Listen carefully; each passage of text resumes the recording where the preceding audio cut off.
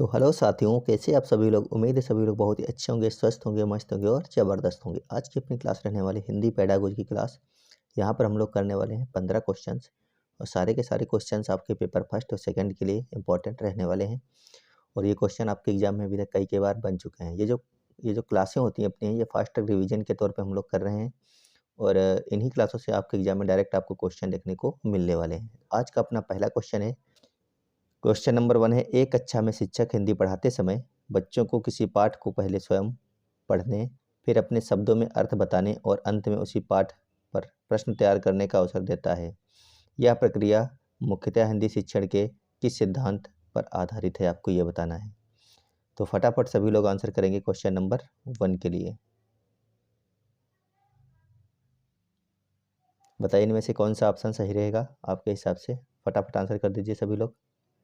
क्या option number 1 जो आपका दिया है अनुकरण सिद्धांत, या फिर ऑप्शन नंबर 2 है रचनात्मक अभिव्यक्ति सिद्धांत, ऑप्शन नंबर 3 है क्रियात्मक अधिगम सिद्धांत, जबकि ऑप्शन नंबर 4 है व्याकरण केंद्रित शिक्षण। तो बताइए इनमें से कौन सा रहने वाला है। फटाफट आंसर करेंगे आप लोग।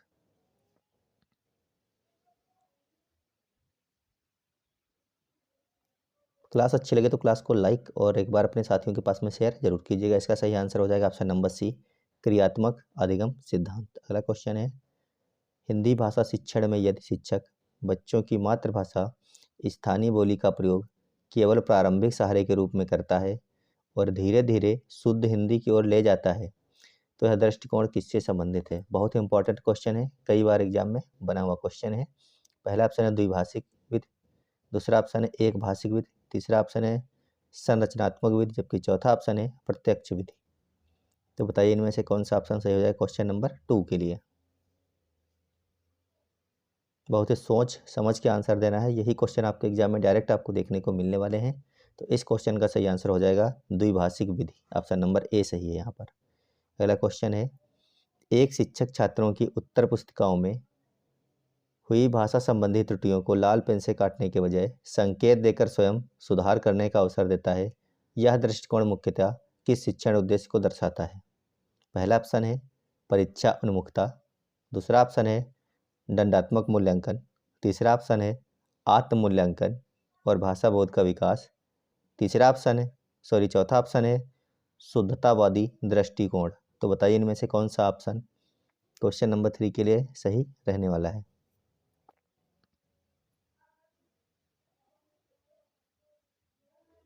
जितने भी लोगों ने ऑप्शन नंबर सी किया उनका सबका सही हो जाएगा यहाँ पर, आत्म मूल्यांकन और भाषा बोध का विकास, ऑप्शन नंबर सी सही हो जाएगा। अगला क्वेश्चन है क्वेश्चन नंबर 4, इसको पढ़िए और इसका आंसर कीजिए क्या हो जाएगा। क्वेश्चन लिखा, एक हिंदी शिक्षक कक्षा में बच्चों को पाठ पढ़ाने के बाद उनसे यह पूछता है कि पाठ में क्या लिखा है।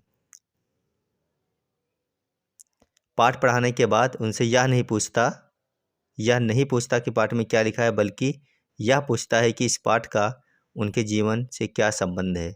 यह दृष्टिकोण हिंदी भाषा शिक्षण के किस उद्देश्य को दर्शाता है। पाठ की पुनरावृत्ति या फिर स्मरण आधारित अधिगम, तीसरा ऑप्शन है जीवनोपयोगी भाषा विकास, चौथा ऑप्शन है परीक्षा उन्मुख शिक्षण। उम्मीद है आंसर आप लोग कर चुके होंगे। इस क्वेश्चन का सही आंसर हो जाएगा ऑप्शन नंबर सी, जीवन में उपयोगी भाषा विकास, ऑप्शन नंबर सी यहाँ पर सही हो जाएगा। अगला क्वेश्चन है क्वेश्चन नंबर 5। क्वेश्चन लिखा है, यदि शिक्षक बच्चों से अपेक्षा करता है कि वे पहले सही व्याकरण सीखें उसके बाद ही बोलने या लिखने का अभ्यास करें, तो यह किस प्रकार का भाषा शिक्षण दृष्टिकोण है। प्राकृतिक है, रचनात्मक है, बाल केंद्रित है या फिर व्याकरण केंद्रित है।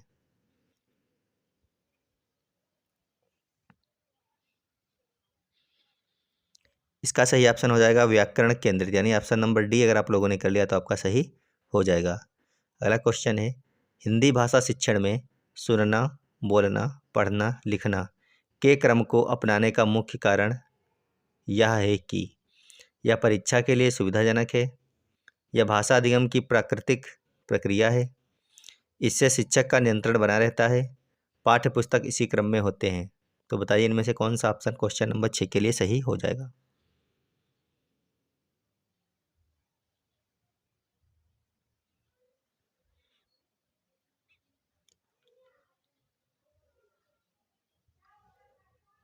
तो अगर आप लोगों ने ऑप्शन नंबर बी क्या है तो आपका सही हो जाएगा, यही भाषा अधिगम की प्राकृतिक प्रक्रिया है। क्या? सुनना, बोलना, पढ़ना और लिखना। इसको शॉर्टकट में बोलते हैं शुभोपली। चलते हैं अगले क्वेश्चन पर। क्वेश्चन नंबर 7 है, एक बच्चा हिंदी में बोलते समय बार बार काल संबंधी त्रुटियां करता है। शिक्षक इसे दंड का विषय ना बनाकर संवाद जारी रखता है। यह शिक्षक की किस शैक्षिक समझ को दर्शाता है?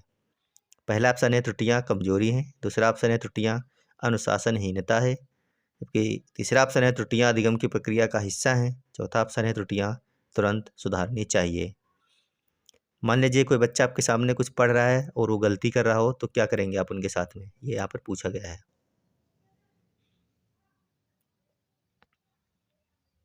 इसका सही ऑप्शन हो जाएगा, त्रुटियां जो होती हैं वो अधिगम की प्रक्रिया का ही हिस्सा होती हैं। ऑप्शन नंबर सी सही है यहाँ पर है। अगला क्वेश्चन है, कहानी पढ़ाने के बाद शिक्षक बच्चों से कहानी का वैकल्पिक अंत लिखवाता है। यह गतिविधि मुख्य रूप से किस भाषा कौशल को विकसित करती है? यांत्रिक लेखन को, स्मरण आधारित लेखन को, शुद्ध लेखन को, या फिर सृजनात्मक लेखन को?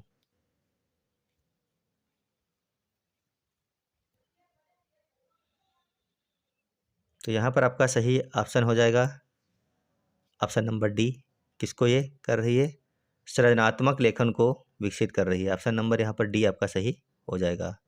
अगला क्वेश्चन है, यदि हिंदी शिक्षक केवल पाठ्य पुस्तक तक ही सीमित रहता है और बच्चों के अनुभवों या अन्य स्रोतों का उपयोग नहीं करता, तो यह किस प्रकार की शिक्षण प्रवृत्ति को दर्शाता है?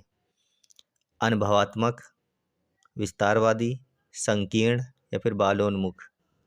तो फटाफट आंसर करते रहिए आप लोग सभी लोग। क्वेश्चन नंबर 9 का बताइए क्या सही हो जाएगा, क्योंकि यहाँ पर आपको बहुत सारी क्लासें फटाफट मिलने वाली हैं। हिमांशी मैम की मैराथन क्लासें भी बहुत ही जल्द आपको मिला करेंगे यहीं पर 2 बजे। तो इस क्वेश्चन का सही आंसर हो जाएगा ऑप्शन नंबर सी। क्या हो जाएगा? संकीर्ण। अगला क्वेश्चन है क्वेश्चन नंबर 10। क्वेश्चन देखिए, लिखा हुआ, हिंदी भाषा शिक्षण में प्रश्नोत्तर विधि को प्रभावी इसलिए माना जाता है क्योंकि इससे पाठ जल्दी पूरा होता है, इससे शिक्षक सक्रिय रहता है, इससे बच्चे निष्क्रिय रहते हैं, इससे जो है चिंतन और समझ विकसित होती है। तो हिंदी भाषा शिक्षण को प्रश्नोत्तर विधि को प्रभावी इसलिए माना जाता है क्योंकि इससे पाठ जल्दी पूरा होगा। क्या इसलिए इसको माना जाता है? नहीं। इससे शिक्षक सक्रिय रहता है? नहीं। इससे बच्चे निष्क्रिय रहेंगे तो बच्चे निष्क्रिय रहेंगे तो कोई मतलब ही नहीं बचेगा। इससे क्या होता है? इससे चिंतन और समझ विकसित होती है। ऑप्शन नंबर डी यहाँ पर आपका सही हो जाएगा। अगला क्वेश्चन है, एक शिक्षक बच्चों को अपनी मातृभाषा बोली में विचार व्यक्त करने की अनुमति देता है और धीरे धीरे उन्हें मानक हिंदी की ओर ले जाता है। यह किस विधि से संबंधित है? प्रत्यक्ष विधि, द्विभाषिक विधि, एक भाषिक विधि, व्याकरण विधि? सेम इसी प्रकार का क्वेश्चन हम लोग पीछे कर चुके हैं। उम्मीद है आपका आंसर हो चुका होगा। यहाँ पर ये जो विधि है ये द्विभाषिक विधि कहलाती है। ऑप्शन नंबर यहाँ पर बी आपका सही हो जाएगा, द्विभाषिक विधि। अगला क्वेश्चन है, हिंदी शिक्षण में सार्थक संदर्भ का आशय है। फटाफट आंसर आना चाहिए सभी का। कठिन शब्दों का प्रयोग, लंबे पाठ का चयन, भाषा को जीवन स्थितियों से जोड़ना, फिर व्याकरण नियमों की अधिकता?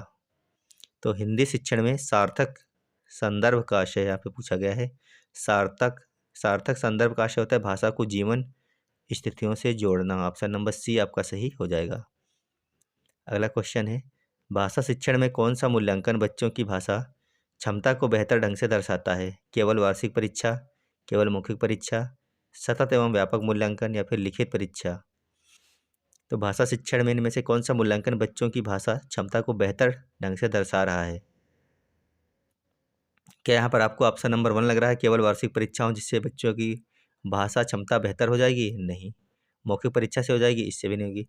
सतत एवं व्यापक मूल्यांकन जब होगा बच्चों का, यानी ऑप्शन नंबर सी हम कह सकते हैं यहाँ पर सही है। ऑप्शन नंबर 4 भी यहाँ पर आपका गलत हो जाएगा। अगला क्वेश्चन है क्वेश्चन नंबर 14 का। देखिए क्वेश्चन लिखा है, कक्षा में समूह चर्चा करवाने से हिंदी भाषा के किस पक्ष का सबसे अधिक विकास होता है? क्या व्याकरण का होगा, मौखिक अभिव्यक्ति का होगा, सुलेख का होगा, या फिर वर्तनी का होगा? समूह चर्चा कराने से आपको बताना है इनमें से किस पक्ष का विकास सबसे अधिक होता है। समूह चर्चा की यहाँ पर बात की गई है, तो क्या व्याकरण से हो जाएगा? नहीं होगा। क्या सुलेख से होगा? नहीं। वर्तनी से भी नहीं। क्या होगा? मौखिक अभिव्यक्त करवाने से होगा। ऑप्शन नंबर बी यहाँ पर आपका सही है। अगला और अंतिम क्वेश्चन है, कविता शिक्षण का मुख्य उद्देश्य निम्न में से क्या है? तुकांत याद कराना, व्याकरण नियम समझाना, भावात्मक और सौंदर्य बोध का विकास, या फिर परीक्षा प्रश्न हल कराना। क्लास आपको कैसी लगी? अगर अच्छी लगी तो वीडियो को लाइक करके और साथी मित्रों के पास में शेयर जरूर करके जाइएगा। और यहाँ पर आपको बहुत ही जल्द मैराथन क्लासें मिलेंगी हिमांशी मैम की। हो सकता है कल यानी कि 2 बजे आपको एक मैराथन क्लास मिल जाए हिमांशी मैम की। तो इस क्वेश्चन का सही आंसर हो जाएगा ऑप्शन नंबर सी, भावात्मक और सौंदर्य बोध का विकास। तो मिलेंगे आपको अगली क्लास में। जब तक आप लोग अपनी तैयारी जरूर करते रहिएगा अच्छी तरीके से। स्वस्थ रहिएगा, मस्त रहिएगा। धन्यवाद, बाय बाय।